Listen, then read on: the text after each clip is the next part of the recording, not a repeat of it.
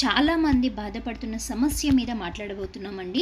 అదేంటి అనంటే చాలామంది మానసిక ప్రశాంతత లోపం వచ్చి ఇప్పుడు వారికి అనేక రకాల రోగాలు రావడం కానీ, మానసిక ప్రశాంతత లేకపోవడం వల్ల ఏమవుతుంది, అనేక రకాల రోగాలొస్తాయి, ఇంట్లో గొడవలవుతాయి, అప్పులవుతాయి, చికాకులవుతాయి, చాలా విధాలుగా ఇబ్బంది పడుతూ ఉంటారు. అలాంటి వారందరి కోసమే ఒక అద్భుతమైన శ్లోకాన్ని చాలా వెతికిన తర్వాత పెద్దల దగ్గర అది నేను ప్రూవ్ చేసుకున్న తర్వాతనే నేను మీ ముందుకు తీసుకురావడం జరిగింది. ఏదో అల్లాటప్పగా మీ ముందుకు తీసుకొచ్చి చెప్పడం కూడా కాదు. ఈ విధంగా నేను ప్రూవ్ చేసిన తర్వాతనే మీ ముందుకు తీసుకొచ్చాను. ఈ శ్లోకాన్ని పఠించడానికి ఏమన్నా నియమాలు ఉన్నాయా అంటే అలాంటి నియమ నిబంధనలు ఏమీ లేవండి. శుభ్రంగా స్నానం చేసేసి పఠిస్తే సరిపోతుంది. దీన్ని 41 రోజులు కానీ 51 రోజులు కానీ పఠించాలి. ఇలా చేయడం వల్ల మీరు అత్యద్భుతమైన ఫలితాలు పొందుతారు. శ్లోకం పఠించే ముందు రోజు నుంచి నోట్ చేసుకొని 41 రోజుల పాటు ఖచ్చితంగా చేయాలి. ముందుగా అమ్మవారి దగ్గర ఈ విధంగా శుభ్రం చేసుకోవాలి, అలికి ముగ్గులు వేసుకోవాలి. తదుపరి అమ్మవారి దగ్గర పుష్పాలతోటి, ఎర్రని పుష్పాలతోటి కానీ బిల్వ దళాలతోటి కానీ అలంకరణ చేసుకుంటే చాలా విశేషంగా ఉంటుంది.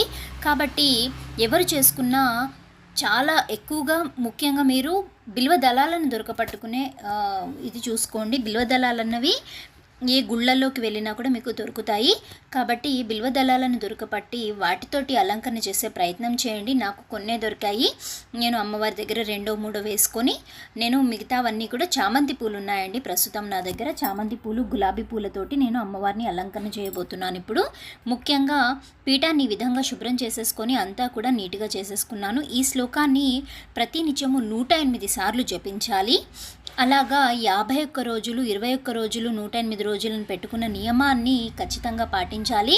మధ్యలో ఏదైనా ఆటంకం వస్తే ఆ ఆటంకం దాటిన తర్వాత మళ్ళీ కౌంట్ చేసుకోవచ్చు. ఈ విధంగా అమ్మవారి దగ్గర అలంకరణ పూర్తి చేసుకున్న తర్వాత ఇప్పుడు నేను మంత్రం పట్టించుకుంటూ అక్కడ కుంకుమ వేసుకుంటున్నాను. ఆ మంత్రాన్ని నేను మీకు ఇప్పుడు చెప్పబోతున్నాను. మనోరూపేక్షుకో దండా పంచతన్మాత్ర సాయకా నిజారుణ ప్రభాపూరా మజ్జద్బ్రహ్మాండమండలా.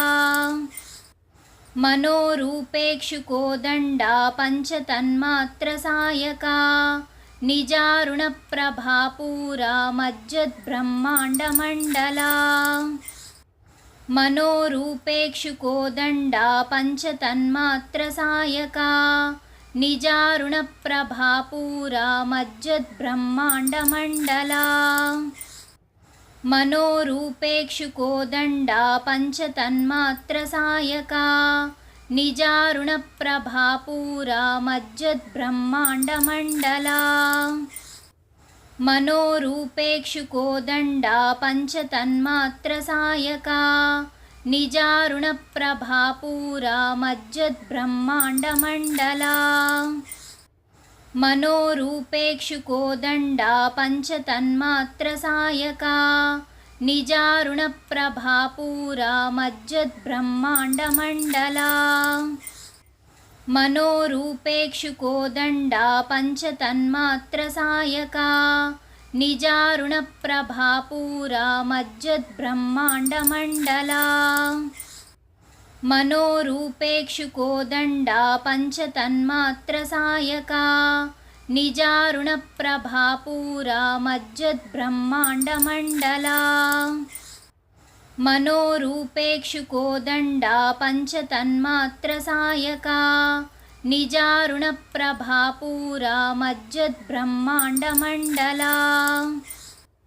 మనోరూపేక్షుకో దండా పంచతన్మాత్ర సాయకా నిజారుణ ప్రభాపూరా మజ్జద్బ్రహ్మాండమండలా. మనోరూపేక్షుకో దండా పంచతన్మాత్ర సాయకా నిజారుణ ప్రభాపూరా మజ్జద్బ్రహ్మాండమండలా. మనోరూపేక్షుకో దండా పంచతన్మాత్ర సాయకా నిజారుణ ప్రభాపూరా మజ్జద్బ్రహ్మాండమండలా. మనోరూపేక్షుకో దండా పంచతన్మాత్ర సాయకా నిజారుణ ప్రభాపూరా మజ్జద్బ్రహ్మాండమండలా.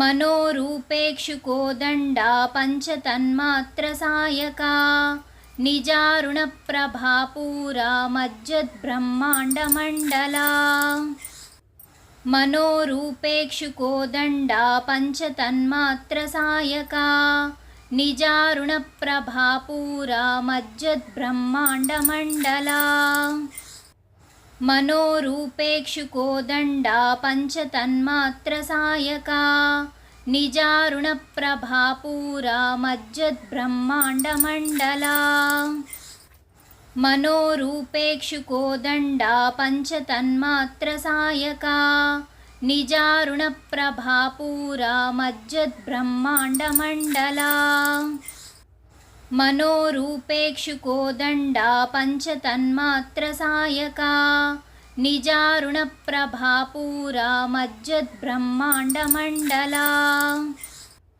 मनोरूपेक्षुकोदण्डा पञ्चतन्मात्रसायका निजारुणप्रभापूरा मज्जद्ब्रह्माण्डमण्डला मनोरूपेक्षुकोदण्डा पञ्चतन्मात्रसायका निजारुणप्रभापूरा मज्जद्ब्रह्माण्डमण्डला मनोरूपेक्षुकोदण्डा पञ्चतन्मात्रसायका निजारुणप्रभापूरा मज्जद्ब्रह्माण्डमण्डला मनोरूपेक्षुकोदण्डा पञ्चतन्मात्रसायका निजारुणप्रभापूरा मज्जद्ब्रह्माण्डमण्डला मनोरूपेक्षुकोदण्डा पञ्चतन्मात्रसायका निजारुणप्रभापूरा मज्जद्ब्रह्माण्डमण्डला मनोरूपेक्षुकोदण्डा पञ्चतन्मात्रसायका निजारुणप्रभापूरा मज्जद्ब्रह्माण्डमण्डला मनोरूपेक्षुकोदण्डा पञ्चतन्मात्रसायका निजारुणप्रभापूरा मज्जद्ब्रह्माण्डमण्डला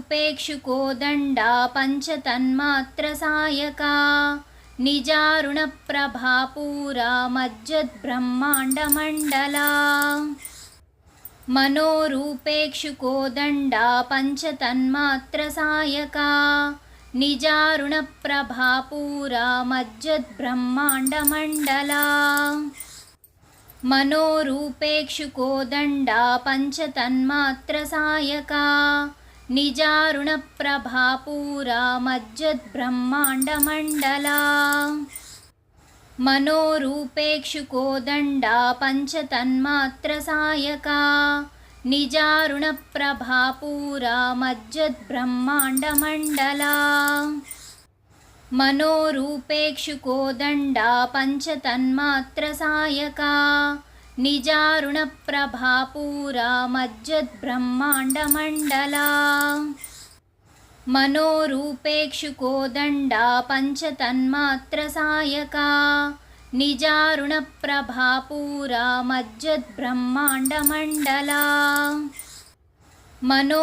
मनोरूपेक्षुकोदण्डा पञ्चतन्मात्रसायका निजारुणप्रभापूरा मज्जद्ब्रह्माण्डमण्डला मनोरूपेक्षुकोदण्डा पञ्चतन्मात्रसायका निजारुणप्रभापूरा मज्जद्ब्रह्माण्डमण्डला मनोरूपेक्षुकोदण्डा पञ्चतन्मात्रसायका निजारुणप्रभापूरा मज्जद्ब्रह्माण्डमण्डला मनोरूपेक्षुकोदण्डा पञ्चतन्मात्रसायका निजारुणप्रभापूरा मज्जद्ब्रह्माण्डमण्डला ఈ విధంగా అమ్మవారి దగ్గర శ్లోకాన్ని పఠించి ఈ విధంగా పఠించినంతసేపు కూడా కుంకుమ అన్నది వేస్తూ ఉండాలి.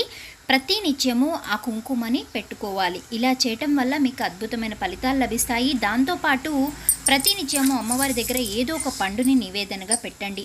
ఇలా పెట్టినప్పుడు ఏంటి అనంటే ఆ పండుని మీరే తీసుకోండి. ఎవరైతే మానసిక ప్రశాంతత కోసం పూజ చేస్తున్నారో, ఎవరైతే ఈ పూజను సంకల్పం చేసుకున్నారో ఆ సంకల్పం చేసిన వారే ఆ కుంకుమ ధారణ చేసి, అంటే ఇంట్లో వాళ్ళకు కూడా పెట్టచ్చు, కాకపోతే ముఖ్యంగా మీరు ఆ కుంకుమ ధారణ చేసి, ఆ కుంకుమ ధారణ చేసినప్పుడు మీకు ప్రశాంతత అనేది దొరుకుతుంది. దాంతోపాటు మీరు ఏంటంటే పొద్దున్న సాయంత్రం దీపం పెట్టండి, పొద్దున్న సాయంత్రం కూడా జపం చేసుకోండి.